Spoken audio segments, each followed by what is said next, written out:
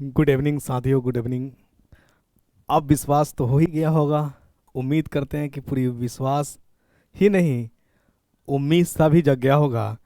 जिस प्रकार ज्ञान घर यूट्यूब चैनल से जो सेट कराया जा रहा था, बीपीएससी ट्री का जो फेज़ 3 का एग्ज़ाम हुआ, यानी फेज़ 2 और फेज़ 3 की बात करें तो ओवरऑल ज्ञान घर का ही परचम रहा।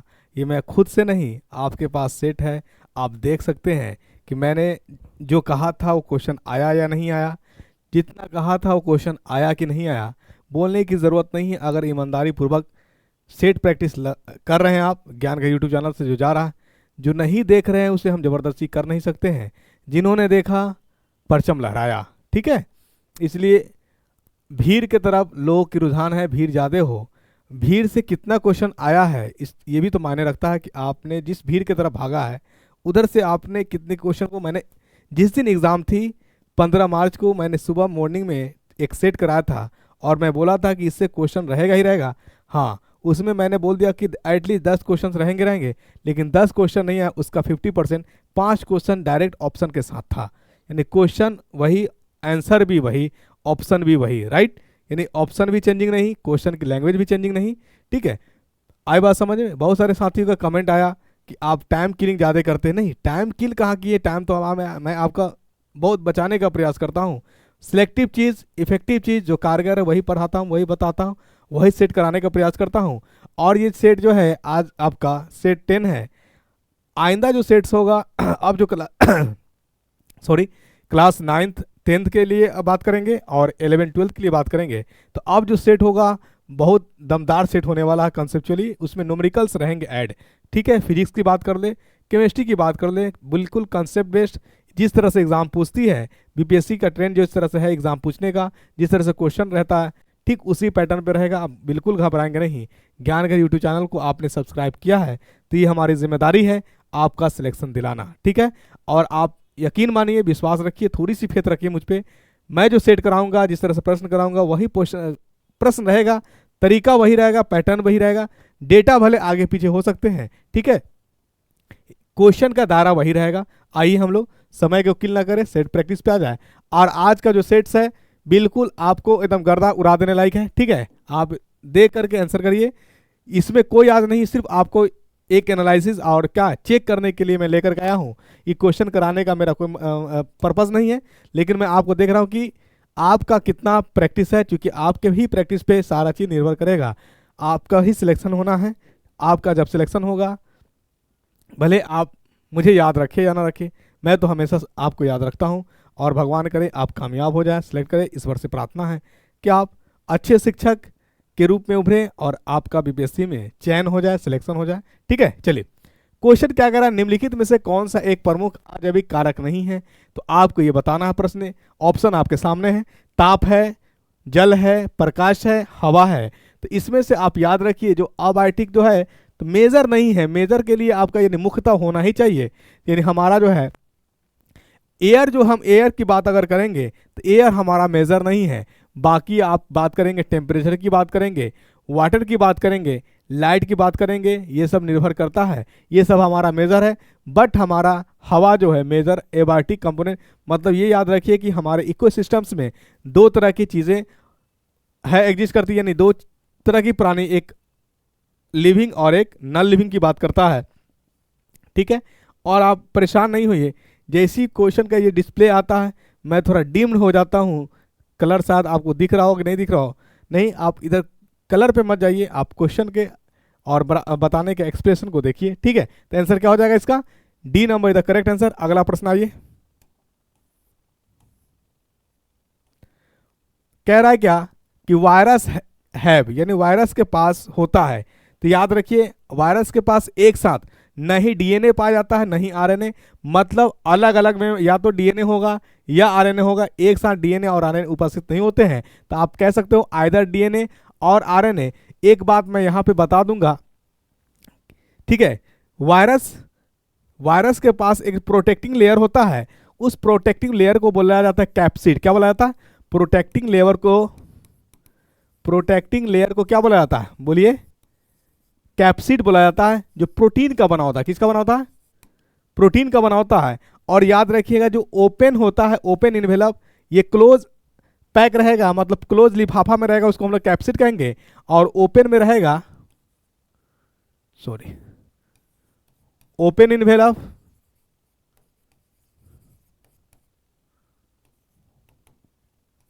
तो उसको हम लोग कहते हैं नेक्ड वायरस। नेक्ड वायरस यानी कहने का मतलब वो हुआ कि वह वायरस जिसमें प्रोटेक्टिंग लेयर नहीं पाया जा रहा है, जो प्रोटीन का कोटेड होता है, उसको हम लोग नेक्ड वायरस कहते हैं। क्या कहते हैं? नेक्ड वायरस कहते हैं। शायद जो है कलम कलर आपको दिख नहीं रहा, मैं चेंज कर दे रहा हूँ यहाँ पे, ठीक है, अब दिखेगा शायद, रेड नहीं दिख रहा है। आइए अगला प्रश्न में आते हम लोग। याद रखिए तो आंसर क्या हो जाएगा इसका? आंसर हो जाएगा वायरस में या तो डीएनए होगा या आरएनए होगा, एक साथ नहीं डीएनए और नहीं आरएनए उपस्थित होता है, ये याद रखिएगा। और एक मुख्य बात और याद रखिए इसमें कि वायरस के पास नहीं लिविंग कोशिका होती है और नहीं डेड कोशिकाएं होती है। ये होस्ट पे डिपेंड करता है, मेजबान पे डिपेंड करता है कि मेजबान किस प्रकार का है, ठीक है। चलिए, insects have dash for gas exchanges, मतलब कीड़ों में गैस विनिमय के लिए क्या होता है? तो याद रखिएगा कीड़ा में जो गैस एक्सचेंज होता है वो ट्रेकिया के द्वारा होता है। किसके द्वारा होता है? ट्रेकिया के द्वारा होता है। तो आंसर क्या हो जाएगा? तो आप ट्रेकिया को कह सकते हैं विंड पाइप। क्या कह सकते हैं? ट्रेकिया एक विंड पाइप भी होता है। और इंसेक्ट के अंदर जो होता है एक्सक्रीटरी ऑर्गन का भी काम करता है। क्या करता है? एक्सक्रीटरी ऑर्गन, मतलब आप एक्सक्रीशन का मतलब उत्सर्जन, यानी उत्सर्जी अंग की तरह काम करता है। किसमें? इंसेक्ट में, कीड़ा में, ठीक है। चलिए, आई बात समझ में? यहीं पे अगर आपसे वॉइस बॉक्स की बात कर दे तो बात याद रखिएगा, लैरिंग्स को वॉइस बॉक्स बोला जाता है। क्या बोला जाता? लैरिंग्स को वॉइस बॉक्स के नाम से जाना जाता है। लैरिंग्स क्या है? वॉइस बॉक्स है, ठीक है। चलिए आइए अगला प्रश्न में आते हैं हम लोग। Dash is a not bisexual plants, मतलब क्या? अगर इस यानी एक उभयलिंगी पौधा नहीं है, यानी जिसमें यूनिसेक्सुअल ही पाया जाता है, बाइसेक्सुअल मतलब मेल और फीमेल नहीं होता है, उसी को हम लोग कहते हैं यूनिसेक्सुअल। यानी हमारे पास पपाया जो है यूनिसेक्सुअल है, ठीक है। पपाया क्या है? यूनिसेक्सुअल है। बाकी आप मस्टर्ड की बात कर ले, हिबिस्कस की बात कर ले, सनफ्लावर की बात कर ले, ये सब आपका बाइलिंगुअल है, बाइसेक्सुअल है, ठीक है। बाइलिंगुअल कह रहे हैं, बाइसेक्सुअल है। आइए अगला प्रश्न में आते हैं हम लोग।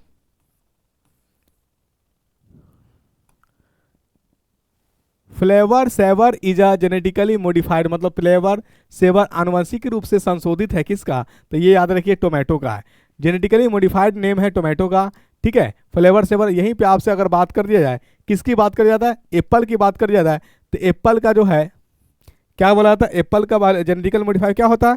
ये याद रखिएगा आर्कटिक एप्पल होता है। आर्कटिक एप्पल, ठीक है। यानी आपसे पूछा जाए सेब का आनुवंशिकी रूप क्या है, तो आप याद रखिएगा आर्टिक एप्पल। और यहीं पे अगर आपसे पूछा जाए कॉटन का जेनेटिकली मॉडिफाइड नेम क्या है, तो याद रखिएगा बीटी कॉटन। क्या नाम है? बीटी कॉटन नाम है, ठीक। वहीं उसी प्रकार अगर राइस के बारे में पूछ दे तो राइस का जेनेटिकली मॉडिफाइड नेम जो है आप याद रखिए गोल्डन राइस है। क्या है? गोल्डन राइस, सुनहरा चावल। और सुनहरा चावल में विटामिन ए की प्रचुर मात्रा पाई जाती है, याद रखिएगा, ठीक है। और एक और याद रखिएगा, अगर आप नॉन वेजिटेरियन है तो अगर आपसे पूछ दिया जाए कि क्या हम खाएं जिसमें विटामिन ए का सोर्सेज ज़्यादा पाया जाए, तो आप याद रखिएगा मछली में सबसे ज़्यादा विटामिन ए मिलता है, ठीक है, ये याद रखिएगा। चलिए आइए अगला प्रश्न आते हम लोग। निम्नलिखित में से कौन सा प्रोटीन का समृद्ध स्रोत नहीं है? तो आपके पास जो ऑप्शंस है, मिल्क में प्रोटीन्स अवेलेबल है, एग है, एग की बात करें तो एग में भी प्रोटीन्स है, सी फूड की बात करें तो इसमें भी प्रोटीन्स है ज़्यादा मात्रा में, या कम मात्रा में प्रोटीन जो मिलने वाला आपका ग्राउंडनट ऑयल में मिलने वाला है, ठीक है। चलिए तो सी का आंसर क्या हो जाएगा? D number the correct answer. आइए अगला प्रश्न की बात कर ले हम लोग। What is the principal by which a cooling system radiator in a motor car works? अगर आपसे पूछा जा रहा है कि ये कार में जो ठंडा यानी रेडिएटर होता है जो ठंडा करने का काम करता है, आखिर वो किस सिद्धांत पे काम करता है? तो याद रखिएगा कि उसमें जो है ठोस, देखिए लिक्विड या वेपर का कनेक्शन होगा, जल या वाष्प का कनेक्शन होगा। तो जहां जल और वाष्प का कनेक्शन होगा वहां पे कन्वेक्शन होगा, संवहन होगा, ये याद रखिएगा। मतलब संवहन में जो होता है कन्वेक्शन होता है, यानी कन्वेक्शन का मतलब हो गया कि जहां पे द्रव और भाप के बीच का संबंध हो, यानी हीट का ट्रांसफर हो या तो गैस के रूप में या द्रव के रूप में, उसी को हम लोग कहते हैं संवहन। मतलब ये क्या वेपराइज कंडीशन में होगा। जहाँ कंडक्शन की बात करेंगे तो वहाँ एक दूसरे से क्या होगा, टच में रहेगा बॉडी। वहीं पे हम लोग बात करेंगे पार्टिकल एक ही जगह उपस्थित है, वो अपने रे के द्वारा एनर्जी को ट्रांसफर करेगा, उसको हम लोग रेडिएशन कहेंगे। जिस तरह सोलर सिस्टम की बात करें तो सोलर सिस्टम में ना ही कंडक्शन आएगा ना ही कन्वेक्शन आएगा, तो वहाँ जो आएगा रेडिएशन आएगा, क्योंकि पार्टिकल जो एनर्जी डोनेट करने वाला वो एक जगह सिचुएटेड है और उसके द्वारा जो प्रकाश हीट हम तक पहुँच रही है एक रेडिएशन के फॉर्म में पर पहुँच रही है। तो सोलर सिस्टम में जो हमारे पास, यानी आपसे पूछा जा सकता है कि सूर्य की प्रकाश जो हम तक हीट पहुंचाती है वो किसका एग्जांपल होगा, क्या कंडक्शन का, क्या संवहन का, क्या रेडिएशन का। तो आंसर होना चाहिए आपका रेडिएशन होना चाहिए, याद रखिएगा। और वहीं पर अगर कह दिया जाए कि किसी भाप से किसी में कनेक्शन हो रहा है तो भाप के द्वारा चालन होना ये कहलाएगा कन्वेक्शन, संवहन कहलाएगा। ठीक है, चलिए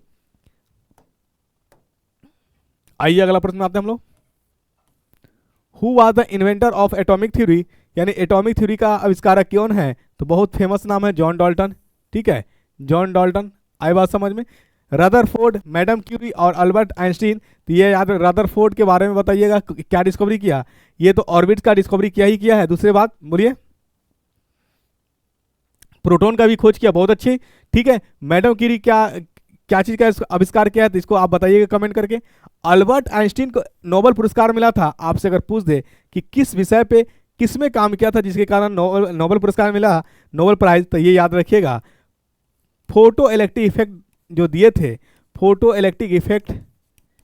ठीक है ना, फोटो इलेक्ट्रिक इफेक्ट देने के कारण, यानी आइंस्टीन जो है एक एनर्जी का फॉर्मूला दिया था E/mc², तो mc² पे इनको नोबेल प्राइज नहीं मिला था, फोटो इलेक्ट्रिक इफेक्ट बताने के कारण इनको क्या मिला था, नोबेल प्राइज मिला था। यानी प्रकाश के द्वारा प्रभावित से जो इलेक्ट्रॉन मूव होता है, इलेक्ट्रॉन रिलीज होता है, जिस तरह से स्वचालित गेट की बात कर ले, स्वचालित ऑटोमेटिक अलार्म की बात कर ले, ये उसी इफेक्ट पे ये काम करता है। और इस प्रभाव को बताने के लिए ही जो ये अल्बर्ट आइंस्टीन साहब को नोबेल प्राइज मिला था। ठीक है, चलिए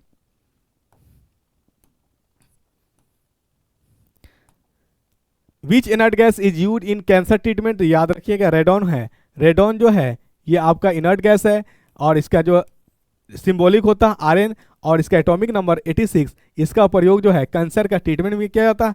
यह एक इनर्ट गैस है। यहीं पे जानकारी के लिए मैं आपको बता दूं, अगर आपसे पूछ दिया जाए कि बल्ब में कौन सा इनर्ट गैस होता है, तो याद रखिएगा आर्गन। ठीक है, यहीं अगर आपसे पूछ दिया जाए कि इनर्ट गैस किसी के साथ कंबाइंड होता नहीं है और जनरली इनर्ट गैस का कंपाउंड फॉर्म अवेलेबल नहीं है, लेकिन एक ऐसा इनर्ट गैस है जिसका कंपाउंड एग्जिस्ट करता है, तो याद रखिएगा जिनॉन। जिनॉन का कंपाउंड एग्जिस्ट करता है। ठीक है, जिनॉन का कंपाउंड एग्जिस्ट करता है, ये याद रखिएगा। यानी आप बात कर ली Fe(F7) की बात कर ले, XeF7 या XeBr की बात कर ले, ये एग्जिस्ट करता है। ठीक है ना, यानी जिनॉन का कंपाउंड एग्जिस्ट करता है, बाकी और इनर्ट गैस है उसके कंपाउंड एग्जिस्ट नहीं करता है। आई बात समझ में। चलिए ठीक है, आप सुनते जाएंगे, समस्या का समाधान होते जाएगा। ठीक है, क्वेश्चन इसी इर्द गिर्द में रहता है, क्वेश्चन कहीं ब्रह्मांड से टपक करके नहीं आता है। जो आप पढ़ के जा रहे हैं, जो आप पढ़े हैं, क्वेश्चन उसी में से रहता है। लेकिन अब शर्त होता है कि आपने क्वेश्चन को और कंसेप्ट को किस एतबार में समझा है, किस दायरे में समझा है, किस प्रकार समझा है, वो निर्भर करता है आपके ऊपर। ठीक है, यानी क्वेश्चन ऐसा नहीं कि एकदम कहीं और से आ रहा है, गोला बारूद आ जाएगा जो आपसे बने ही नहीं। तो आज जब क्वेश्चन बनेगा ही नहीं तो एग्जाम में पूछा क्यों जाएगा। तो ऐसा ये डरावना, ये हवा मत बनाइए। क्वेश्चन वही रहता है, बस सिर्फ ट्रिकी रहता है, कंसेप्चुअल रहता है। जो थोड़ी मिस्टेक विद इन सेकेंड में हम देखने में क्या कर देते हैं, गलती कर बैठते हैं, समझ नहीं पाते प्रश्न को। ठीक है, चलिए अब क्या रहता है, acid present in soft drink. Soft drink में कौन से एसिड पाया जाता है, तो याद रखिएगा कार्बोनिक एसिड पाया जाता है। क्या होता है फॉर्मूला, कार्बोनिक एसिड का फॉर्मूला होता है H2CO3। ये जो है इसके बारे में याद रखिए, ये डाइबेसिक एसिड रहता है, डाइबेसिक वीक एसिड है ये। ठीक है ना, इसी का दूसरा बात हम अगर बात करें तो ये मिनरल एसिड है। क्या है, मिनरल एसिड है। राइट, चलिए इतनी बात याद रखिएगा। आइए अगला प्रश्न में आते हम लोग। The fungi that grow on dung is called, यानी फंगी जो है कवक। कवक कह रहा है कि जो क्या कहते हैं, डंग में मतलब गोबर पे जो उगता है उसे हम लोग क्या कहते हैं, तो याद रखिएगा उसको कहते हैं कोप्रोफाइलस। फाइलस का मतलब होता है लविंग। ठीक है, कोप्रो मतलब डंग जो है, डंग लविंग फंगी को डंग लविंग फंगी को क्या कहा जाता है? कोप्रोफाइलस कहा जाता है, कोप्रोफाइलस। ठीक है, ये याद रखिएगा, कोप्रोफाइलस कहा जाता है। डंग लविंग फंगी को क्या कहा जाता है? कोप्रोफाइलस। चलिए आइए अगला प्रश्न आते हैं। विच of the following attractive force exist between different layers of graphite, यानी ग्रेफाइट के डिफरेंट लेयर्स, मतलब स्ट्रक्चर कुछ बनाएंगे तो इस प्रकार बनता है, तो इसी को कहा जाता है लेयर। एक लेयर हो गया प्राइमरी, सेकेंडरी, टर्सरी, तो इस तरह के लेयर होता है। कह रहा है कि प्रत्येक लेयर के बीच में कौन सा फोर्स लगता है, तो याद रखिएगा जब भी कोई फोर्स आपको नहीं दिखता नजर आए तो आप जो है आंख बंद करके बिना सोचे कह दीजिएगा वंडरवाल फोर्स। क्या है? Van der Waals force. और वंडरवाल फोर्स को अनदर नेम भी है, वंडरवाल फोर्स का अनदर नेम है, वंडरवाल फोर्स का अनदर नेम क्या है? लंदन फोर्स भी है। कैसा फोर्स है ये वीक फोर्स है। कैसा फोर्स है? वीक फोर्स है। ठीक है, ये याद रखिएगा। तो वंडरवाल फोर्स का दूसरा नाम क्या है? लंदन फोर्स भी है। यानी जहां पे कुछ आपको समझ में नहीं आए कौन सा फोर्स लग रहा है तो वहां पे एग्जिस्ट कर रहा है लंदन फोर्स, मतलब वंडरवाल फोर्स। किस प्रकार का फोर्स है? वीक फोर्स है, ये याद रखिएगा। ठीक, चलिए अगला प्रश्न क्या करा? Hydrated iron oxide is also commonly known as, मतलब कह रहा है हाइड्रेटेड आयरन ऑक्साइड को समानता के रूप में भी जाना जाता है। किस रूप में जाना जाता है? तो यानी हाइड्रेटेड आयरन ऑक्साइड को ही हम लोग रस्ट कहते हैं। जंग लगना लोहे में, तो ये आप इसको कह सकते हैं रस्ट लगना। C number is the correct answer, rust. ठीक है, चलिए आइए अगला प्रश्न। मलेरिया इज कॉज्ड बाय, तो मलेरिया ये है, याद रखिए ये प्लाज्मोडियम, ठीक है, मॉस्किटो से होता है। ये मलेरिया जो होने वाला है ये प्रोटोजोन डिजीज है। कैसा डिजीज है? प्रोटोजोन डिजीज है, ये याद रखिएगा। ठीक, यहीं पे अगर आपसे बात की एक फेमस बीमारी है कालाजार, आपसे पूछ दे अगर कि कालाजार होने वाला किस बीमारी, यानी किससे कालाजार होती है, तो याद रखिएगा लेशमानिया। किससे होती है? लेशमानिया से कालाजार होती है। ठीक है, चलिए the reaction of hydrogen bromide with ethylene is an example of, यानी हाइड्रोजन ब्रोमाइड को इथिलीन से कह रहा है C2H4। तो अब इसमें क्या होगा? Addition reaction. क्या होगा? जुड़ना होगा, तो ये कहलाएगा एडिशन रिएक्शन। मतलब हिंदी में बात कर ले अगर तो संयोजन अभिक्रिया कहलाएगा। क्या कहलाएगा? एडिशन रिएक्शन, संयोजन अभिक्रिया। ठीक है, संयोजन अभिक्रिया। आइए अगला प्रश्न। चलिए अगला प्रश्न क्या करा? तारे आकाश में क्यों टिमटिमाते हैं? Why do stars twinkle in the sky, तो याद रखिएगा ड्यू टू एटमॉस्फेरिक रिफ्रैक्शन, मतलब वातावरण अपवर्तन परावर्तन के कारण ही तारे टिमटिमाते हैं। वातावरण परावर्तन के कारण, रिफ्रैक्शन है, अपवर्तन कहेंगे। क्या कहेंगे? अपवर्तन। रिफ्लेक्शन होता तो परावर्तन हो जाता। रिफ्रैक्शन मतलब एटमॉस्फेरिक जो है रिफ्रैक्शन, अपवर्तन के कारण ये तारे टिमटिमाते हैं। ठीक, याद रखिएगा। चलिए अगला प्रश्न क्या करा? निम्नलिखित में से किसमें दिशा और परिमाण दोनों हैं, तो याद रखिएगा जिसमें दिशा और परिमाण दोनों होता है उसी को हम लोग कहते हैं वेक्टर क्वांटिटी। और वेक्टर क्वांटिटी का एग्जांपल आपका जो ऑप्शन दिया हुआ है इसमें आपका मोमेंटम है। कौन है? मोमेंटम। हिंदी में बात करेंगे तो संवेग। संवेग को इंग्लिश में हम लोग मोमेंटम कहते हैं। इसका फॉर्मूला होता है mass into velocity. Linear momentum को हम लोग डिनोट करते हैं पी से। ठीक है, ये है mass into velocity mv। Galena is the ore of which of the following metals, यानी गैलेना ओर है किसका? याद रखिएगा ये शीशे का, लेड का ओर है।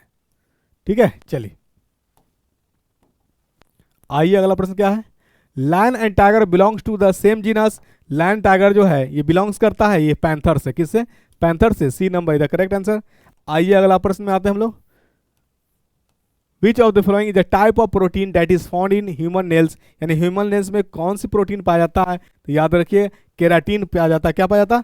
केराटिन पाया जाता है। ठीक है, आपसे अगर पूछ दिया जाए कि नेल में कौन सा उत्तक पाया जाता है तो उत्तक का भी नाम केराटिन ही है। ठीक है, एक प्रश्न और भी बनता है यहां से, अगर आपसे पूछ दिया जाए जहां जहां हमारा शरीर का ड्राई पार्ट है, सूखा हुआ पार्ट्स है, वहां कौन सा उत्तक पाया जाता है, कौन सा टिश्यू, तो वहां भी केराटिन ही पाया जाता है। ये याद रखिएगा। बाल के रूट्स में कौन सा प्रोटीन पाया जाता है? केराटिन पाया जाता है। प्रोटीन का पकड़ने का तरीका, लास्ट के नाम में अगर आईएन आ रहा है, नाम के लास्ट में वर्ड्स के लास्ट एंडिंग अगर आईएन से हो रहा है तो आप कह दीजिएगा क्या है कि ये प्रोटीन्स है। यानी all enzymes are protein but all proteins are not enzyme. ये माइंड में याद रखिएगा। और ये 20 क्वेश्चंस आपके बस सिर्फ रिहर्सल और प्रैक्टिस के लिए दिया गया है। कल से जो सेट आएगी आपका बिल्कुल जो है न्यूमेरिकल बेस्ड होगा। ज्ञान घर के यूट्यूब चैनल से जो आपके पास सेट जा रही है बिल्कुल आप देखिए, चंद ही लोग रहे कोई दिक्कत नहीं है, लेकिन ईमानदारी पूर्वक बनाइए, सिलेक्शन आपका होगा। ठीक है, सिलेक्शन के बाद भले कौन किसका याद रखता है, लेकिन सिलेक्शन तक आप ज्ञान घर यूट्यूब चैनल को जरूर याद रखिए। ये आपकी भला की बात किया जा रहा है। और आपको अगर विश्वास नहीं है तो प्रीवियस जो 15 को एग्जाम हुई है और 15 को ही मॉर्निंग में मैंने सेट डाला था, आप देख लीजिए भली भांति। क्वेश्चन भी है और उसका जब एग्जाम हो गया तो जो क्वेश्चन आया मेरे पास उसका मैंने सॉल्यूशन भी डाला। आप मिला लीजिए कि मैंने क्वेश्चन जो कराया था वो क्वेश्चन है या नहीं है। बाकी आगे आपकी मर्जी, विश्वास करे या ना करे, मेरा काम था, मेरी ये जिम्मेदारी है आपको सही बताना और आप तक सही बात को लेकर के आना। जो क्वेश्चन पूछती है उसी को लेकर के आना। ठीक है, ज्ञानगर ही ऐसा एक इकलौता चालन है, मतलब यूट्यूब पे ऐसा आपको यानी फ्री ऑफ कॉस्ट की बात अगर करें, जो सेट कराया जा रहा है बहुत कारगर, बहुत सटीक सेट कराया जा रहा है। आप भी देखिए, अपने साथियों की भी दिखाइए। विश्वास नहीं है तो आप प्रीवियस जो सेट्स वीडियो पड़ा हुआ है यूट्यूब पे, ज्ञानगर यूट्यूब चैनल से, आप उसको देख लीजिए भली भांति। ठीक है, अच्छा अगर लगे तो शेयर भी करिए सेशन को, लाइक भी करिए, सब्सक्राइब भी करिए, दोस्तों से भी करवाइए। Thank you so much.